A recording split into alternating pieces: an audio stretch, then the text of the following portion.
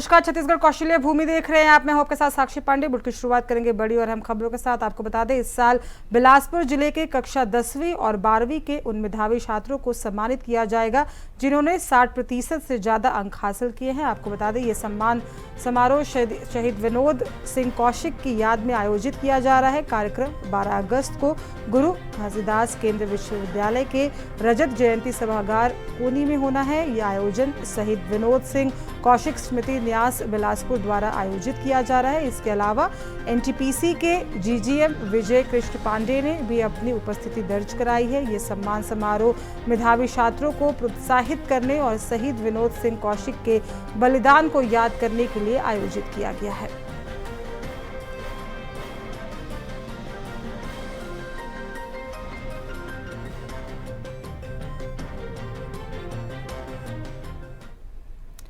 खबर राजधानी रायपुर से है, जहां स्वतंत्रता दिवस समारोह को भव्यता से मनाने की तैयारियां अपने अंतिम चरण पर है। आपको बता दें, वही आगामी 15 अगस्त को लेकर सामान्य प्रशासन विभाग ने प्रदेश के अलग अलग स्थानों में ध्वजारोहण के लिए मंत्रियों और मुख्य अतिथियों की सूची भी जारी कर दी है। वही आपको बता दें कि स्वतंत्रता दिवस पर सीएम साय ध्वजारोहण करेंगे। वही केंद्रीय राज्य मंत्री तोखन साहू बस्तर जिला मुख्यालय में ध्वजारोहण करेंगे, तो वही डिप्टी सीएम विजय शर्मा दुर्ग में आयोजित मुख्य समारोह में ध्वजारोहण करेंगे। इस दौरान तमाम नेता कार्यक्रम में शिरकत करेंगे।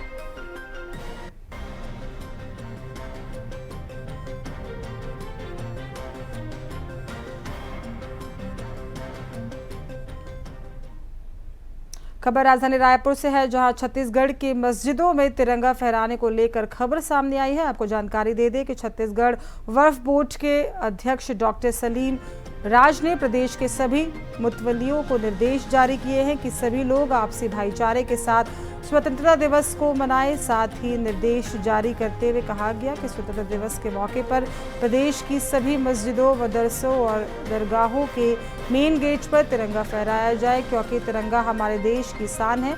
वहीं अब प्रत्येक राज्यों में तिरंगा हमारा मान, सम्मान और अभिमान की शुरुआत भी की जा रही है।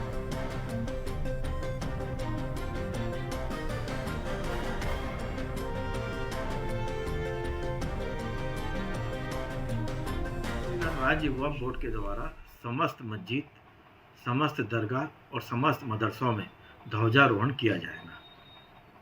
इसके लिए एक आदेश जारी कर दिया गया है कि राष्ट्र भक्ति और चूँकि तिरंगा हमारा मान, सम्मान, अभिमान है, इसको देखते हुए हर मस्जिदों में तिरंगा फहरना चाहिए। और यह चूँकि वतन परस्ती है और देश से प्यार बताने का भी बहुत बड़ा सबूत है। कितने साल बाद इसके उद्देश्य ये है कि कुछ मस्जिदों में या कुछ मदरसों में ध्वजारोहण नहीं होता था। हम चाहते हैं कि राष्ट्रीय पर्व है, कोई धर्म का नहीं है। जब राष्ट्रीय पर्व तो सबका है, तो इसलिए राष्ट्रीय ध्वज वहाँ फहरना चाहिए।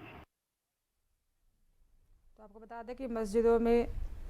बता दें मस्जिदों में ये झंडा फहराने को लेकर बड़ा ऐलान किया गया। तिरंगा हमारे देश की शान है, ये बात कही गई। और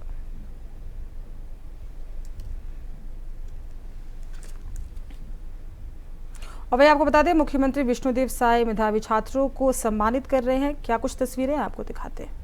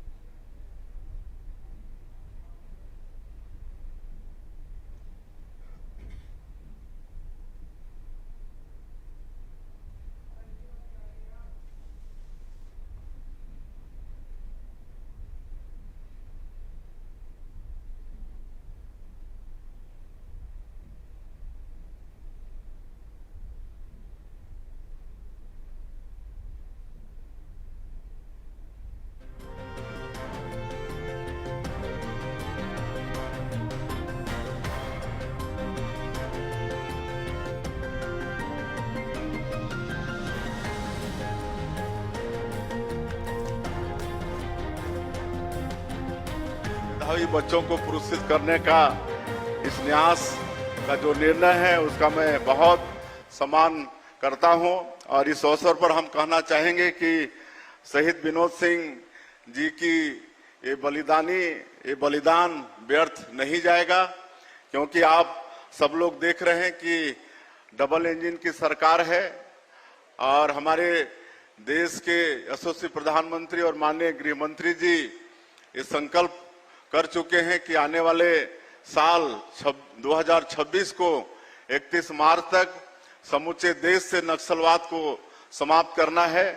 और हमारे छत्तीसगढ़ में भी हमारे जवान बहुत मुस्तैदी के साथ नक्सलवाद के साथ लड़ाई लड़ रहे हैं। लगातार ऑपरेशंस हो रहे हैं, ऑपरेशंस में सफलता मिल रही है। नक्सलवाद के बड़े बड़े बसवराजू जैसे जो उनके पोलित ब्यूरो के सदस्य थे वो सब न्यूट्रलाइज हुए हैं और करोड़ों करोड़ के इनामी नक्सली न्यूट्रलाइज हुए हैं। और हम ये कह सकते हैं कि नक्सलवाद की कमर टूट गई है, नक्सलवाद अंतिम सांसें ले रहा है। तो शहीद विनोद सिंह जी का ये बलिदान व्यर्थ नहीं जाएगा। निश्चित रूप से इस देश से और छत्तीसगढ़ से नक्सलवाद का सफाया होगा और तेजी से हमारा छत्तीसगढ़ और ये देश विकास की ओर अग्रसर होगा। और शिक्षा के विषय में जैसे हमने कहा कि शिक्षा विकास का मूल मंत्र है। ये सिर्फ नौकरी प्राप्त करने का माध्यम नहीं है कि डिग्री हासिल की और सरकारी नौकरी पाए, ऐसा नहीं है। किसी भी क्षेत्र में सफल होने के लिए इसका बहुत आवश्यकता है। और हम लोग सरकार में आए हैं तब से जो माननीय प्रधानमंत्री जी का नई एजुकेशन पॉलिसी है 2020 उसको लागू किए हैं और लगातार उस दिशा में काम कर रहे हैं। ये नई शिक्षा नीति शिक्षा के साथ साथ संस्कार और रोजगार परक भी है। और इसके लिए हम लोग प्राथमिक स्तर में 18 जो स्थानीय बोली भाषा है, गोंडी, हलवा, इस सब में भी किताब छपवा कर बच्चों को पढ़वा रहे हैं और इसका बड़ा अच्छा फायदा भी देखने को मिल रहा है। और बहुत अच्छा काम नई शिक्षा नीति के क्षेत्र में हमारी ये सरकार कर रही है। और पिछले 25 वर्षों में हमारा ये प्रदेश रजत जयंती वर्ष में प्रवेश किया है। छत्तीसगढ़ निर्माण को 25 वर्ष हुए हैं। इस अवसर पर हम छत्तीसगढ़ के निर्माता श्रद्धेय अटल बिहारी वाजपेयी जी, भारत रत्न, उनको भी नमन करते हैं। उन्होंने छत्तीसगढ़ राज्य बना के दिया और 25 वर्षों में हर क्षेत्र में छत्तीसगढ़ का विकास हुआ है।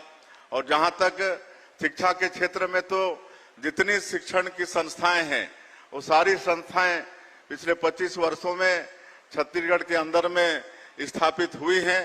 आज हमारे प्रदेश के बच्चों को बाहर कोई भी क्षेत्र में उच्च शिक्षा के लिए जाने की आवश्यकता नहीं है। तो इसका लाभ हमारे बच्चों को लेना चाहिए।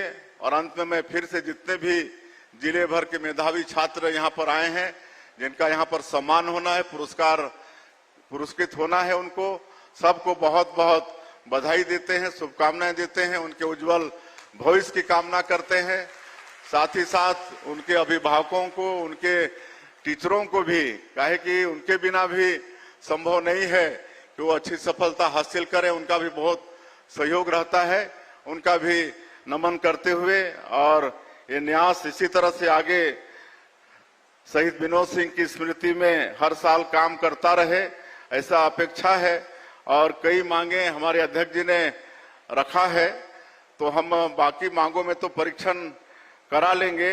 महाविद्यालय की भी मांग है, अनुविभाग की भी मांग है, सबका परीक्षण कराएंगे।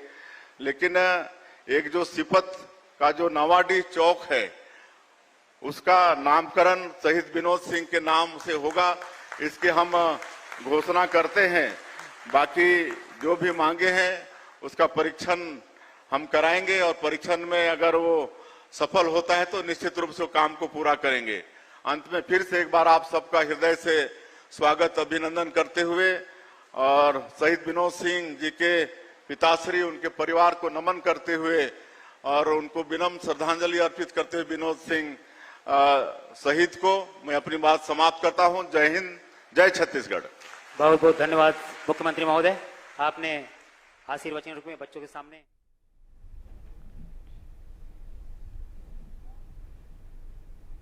और वही खबर राजधानी रायपुर से है, जहां स्वतंत्रता दिवस समारोह को भव्यता से मनाने की तैयारियां अपने अंतिम चरण पर है। वहीं आगामी 15 अगस्त को लेकर सामान्य प्रशासन विभाग ने प्रदेश के अलग अलग स्थानों में ध्वजारोहण के लिए मंत्रियों और मुख्य अतिथियों की सूची जारी की गई है। वहीं आपको बता दें कि स्वतंत्रता दिवस पर सीएम साय ध्वजारोहण करेंगे। वहीं केंद्रीय राज्य मंत्री तोखन साहू बस्तर जिला मुख्यालय में ध्वजारोहण करेंगे, तो वहीं डिप्टी सीएम विजय शर्मा दुर्ग में आयोजित मुख्य समारोह में ध्वजारोहण करेंगे।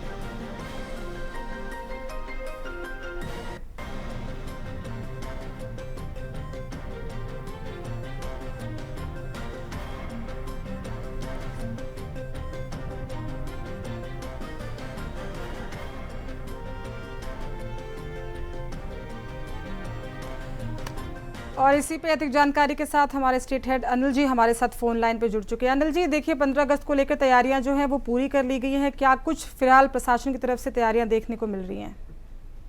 देखिए, मुख्य कार्यक्रम छत्तीसगढ़ में जो है रायपुर राजधानी की पुलिस परेड ग्राउंड पे ही होता है। यहाँ मुख्यमंत्री ध्वजारोहण करेंगे और जो केंद्रीय बिलासपुर के सांसद है तोखन साहू, जो केंद्रीय राज्य मंत्री हैं, वो बस्तर मुख्यालय, बस्तर जिला के मुख्यालय जगदलपुर में ध्वजारोहण करेंगे।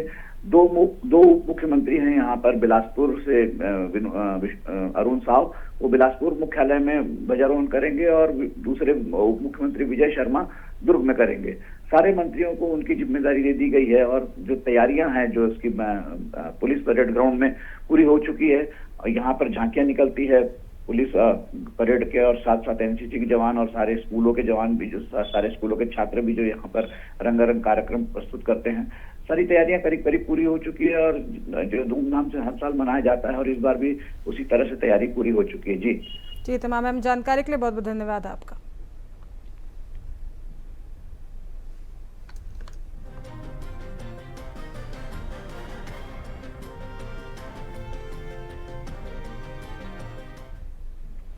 और वही खबर रायनगढ़ से है, जहां सीएम विष्णुदेव साय ने जन सुविधाओं का सतत विस्तार करने के लिए राज्य के लोगों को नई सौगात दी है। आपको बता दें, जिसके लिए सीएम ने जन सुविधाओं का सतत विस्तार को अपनी प्राथमिकता बताया है।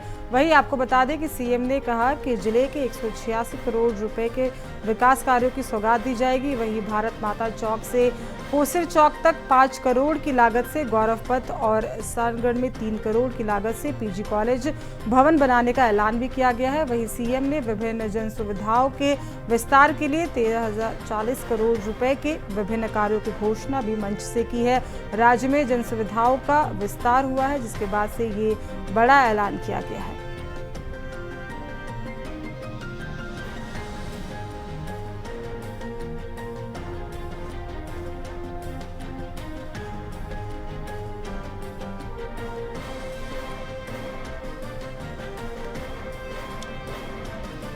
और इसी पे अधिक जानकारी के साथ अनिल जी लगातार हमारे साथ फोन लाइन पे जुड़े हुए हैं। अनिल जी, देखिए कहीं ना कहीं छत्तीसगढ़ के लोगों के लिए एक बड़ी सौगात सामने आई। मुख्यमंत्री ने इसकी घोषणा भी की है। जन सुविधाओं के विस्तार के लिए कई करोड़ की राशि विभिन्न कार्यों की घोषणा के लिए की गई है, क्या कुछ पूरी अधिक जानकारी? देखिए, सारंगढ़ जो है ये झारखंड प्रदेश से लगा हुआ इलाका है और मुख्य जो इलाका है, शहरी इलाका छत्तीसगढ़ का, राजधानी रायपुर से थोड़ा दूर पड़ जाता है। वहां के लोगों के लिए ये जरूरी था और जो 8 किलोमीटर की सड़क जो बन रही है गौरव पथ, वो सारंगढ़ के लिए बहुत जरूरी है। देखिए, उस इलाके में जो है हैवी ट्रांसपोर्ट, हैवी ट्रैफिक बहुत है। उस इलाके में कोयले का और जो दूसरा स्टील का जो है परिवहन बहुत होता है, तो वहां पर उस इलाके में सड़कों की जो है आवश्यकता बहुत है। और ये जो घोषणा है मुख्यमंत्री की, ये उस इलाके के लिए बहुत जरूरी थी और उससे निश्चित ही जो है कॉलेज भवन का भी जो है उन्होंने अनाउंस किया है, तो वो सारंगढ़ के विकास के लिए बहुत जरूरी था। और अब ऐसा लगता है कि सारंगढ़ का इलाका भी जो है विकास की दौड़ में पूरी रफ्तार पकड़ेगा। जी बिल्कुल अनिल जी, क्योंकि देखिए कहने के लिए हम 21वीं सदी में रहते हैं और अक्सर ऐसा कहा जाता है कि जो शोषित है, वंचित है, वो हमेशा पीछे रह जाते हैं। लेकिन जिस तरह से ये बड़ी सौगात दी गई है, ये बहुत बड़ी बात है। साथ में ये भी ऐलान किया गया है कि 3 करोड़ की लागत से पीजी कॉलेज भी बनेगा, जिससे अब जो छात्र हैं, मेधावी छात्र हैं, विद्यार्थी हैं, उनको भी कहीं बाहर नहीं जाके पढ़ना पड़ेगा, दूर नहीं जाके पढ़ना पड़ेगा, उनके ही शहर में, उनके ही जिले में ये सुविधाएं अब उन्हें मिलेंगी।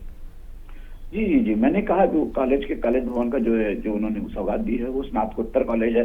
वहाँ अभी तक ग्रेजुएशन के ही कॉलेज थे। और जो सारंगढ़ है वो मूल रूप से जो है बहुत विकसित जिला नहीं है जी। और जो झारखंड की सीमा से लगा हुआ है, उड़ीसा की सीमा से लगा हुआ है, तो उस इलाके में कोल और जो स्टील के जो है उद्योगों का जाल जरूर बिछा हुआ है, लेकिन विकास उतनी रफ्तार से नहीं होती है। तो विकास की रफ्तार अब पकड़ रही है। और विष्णुदेव साय सरकार जो है, विष्णुदेव साय का जो जिला है, जो मुख्यमंत्री का जिला, वो भी उससे पूर्वी तरफ लगता है। तो उन्होंने अपने क्षेत्र को भी ध्यान में रखते हुए जो घोषणा की है, और ये घोषणाएं बहुत जरूरी थी वहां के लिए। और अगर ऐसा होता रहा तो फिर उसकी जो जिसको कहते हैं कि असंतुलित विकास की जो अवधारणा है वो खत्म होगी, सारी जगह समान रूप से विकास होगा, तो फिर समावेशी विकास का जो सपना है वो पूरा होगा। जी चलिए, तमाम अहम जानकारी के लिए बहुत बहुत धन्यवाद आपका। अपडेट्स लेते रहेंगे।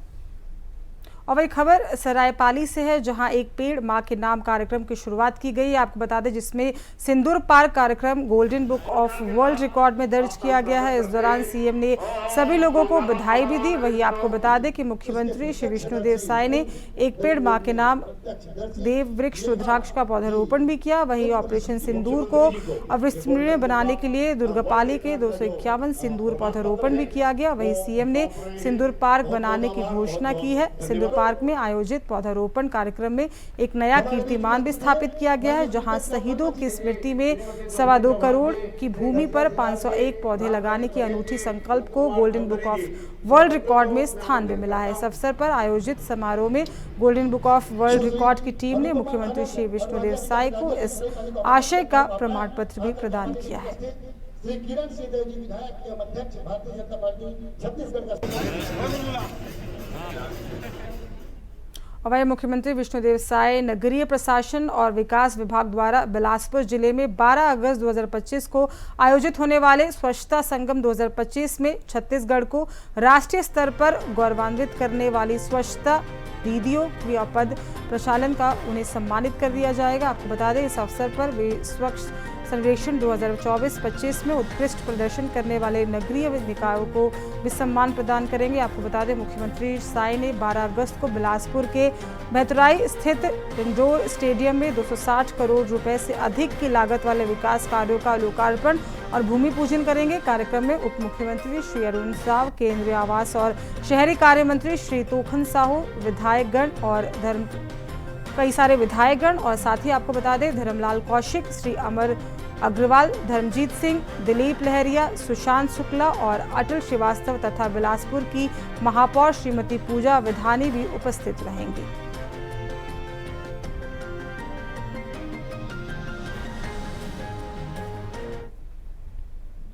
अब एक खबर बलौदाबाजार से है, जहां किसान धान की खेती का अंतिम कार्य चल रहा है। वही खाद की कालाबाजारी रोकने पर प्रशासन की लगातार छापामार कार्रवाई देखने को मिल रही है। ऐसे में संयुक्त टीम ने कृषि केंद्रों की जांच करते हुए 6 केंद्रों को नोटिस जारी किया है। वहीं जिले में लगातार नकली खाद की कालाबाजारी की शिकायत मिल रही थी, जिसके बाद से कलेक्टर दीपक सोनी के निर्देश के अनुसार जिले में कृषि केंद्रों का सघन जांच अभियान चलाया गया है, जिसमें कृषि विभाग और राजस्व विभाग के संयुक्त दल द्वारा जिले के विभिन्न विकास खंडों में छापेमारी की कार्रवाई की जा रही है। वही आपको जानकारी दे दें कि जांच के दौरान अनियमितता पाए जाने पर 6 कृषि केंद्रों को नोटिस जारी किया गया है और साथ ही 1 कृषि केंद्र का कीटनाशक और फफूंदी नाशक जब्त भी कर दिया गया है।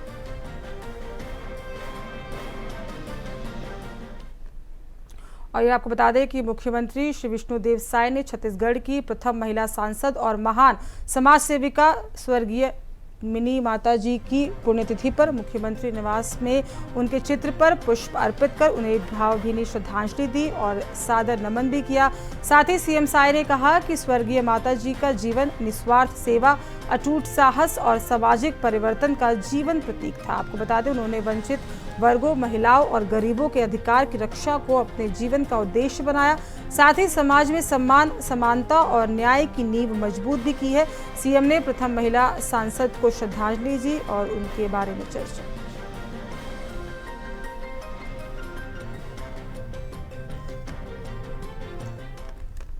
और फिलहाल छत्तीसगढ़ कौशल्य भूमि में बस इतना ही। हमें दीजिए इजाजत। देखते रहिए इंडिया वॉइस। नमस्कार।